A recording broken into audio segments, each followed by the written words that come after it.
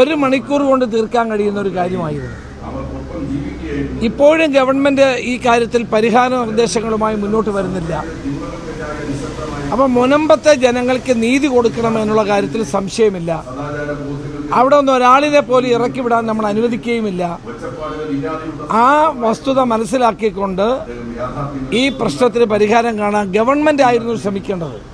എന്തുകൊണ്ടാണ് ഗവൺമെൻറ് ഇപ്പോഴും അതിന് ശ്രമിക്കുന്നില്ല എന്നത് ജനങ്ങൾക്ക് ബോധ്യപ്പെട്ടിട്ടുള്ള ഒരു കാര്യമാണ്. തന്നെയുമല്ല, എല്ലാ മുസ്ലിം സംഘടനകളും ഈ കാര്യത്തിൽ മുനമ്പത്തെ ജനങ്ങളോട് ഐക്യദാർഢ്യം പ്രഖ്യാപിച്ചിട്ടുള്ളതാണ്. അപ്പോൾ സർക്കാർ വിചാരിച്ചാൽ ഈ പ്രശ്നം തീർക്കാൻ കഴിയുന്നതാണ്. അത് തീർക്കാതെ വലിച്ചു നീട്ടിക്കൊണ്ടു പോകുന്ന നടപടി അവസാനിപ്പിച്ച് ഇരു കൂട്ടരുമായി ചർച്ച ചെയ്ത് ഈ പ്രശ്നത്തിന് പരിഹാരം ഉണ്ടാക്കുക എന്നുള്ളതാണ് ഗവൺമെൻറ് സ്വീകരിക്കേണ്ടത്. മറ്റ് മുതലെടുക്കാൻ വേണ്ടി ശ്രമിക്കുന്ന വർഗീയ ശക്തികൾ ഇവിടെയുണ്ട്.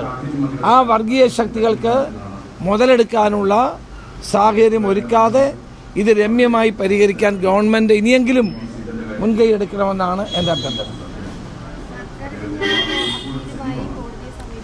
അതുകൊണ്ടല്ല, സർക്കാർ വിചാരിച്ചാൽ ഇത് തീർക്കാൻ കഴിയുന്ന കാര്യമാണ്.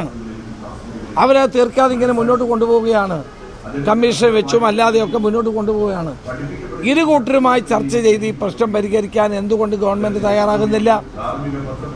അപ്പോൾ BJP ശ്രമിക്കുന്നത് പോലെ തന്നെയാണ് CPM ശ്രമിക്കുന്നത്. ഇരു കൂട്ടരും തമ്മിലുള്ള അകൽച്ച വർദ്ധിപ്പിക്കുക. ഞങ്ങൾക്ക് പറയാനുള്ളത് ഗവൺമെൻറ് ചർച്ചയിലൂടെ ഈ പ്രശ്നം അടിയന്തരമായി പരിഹരിക്കണം എന്നുള്ളതാണ്.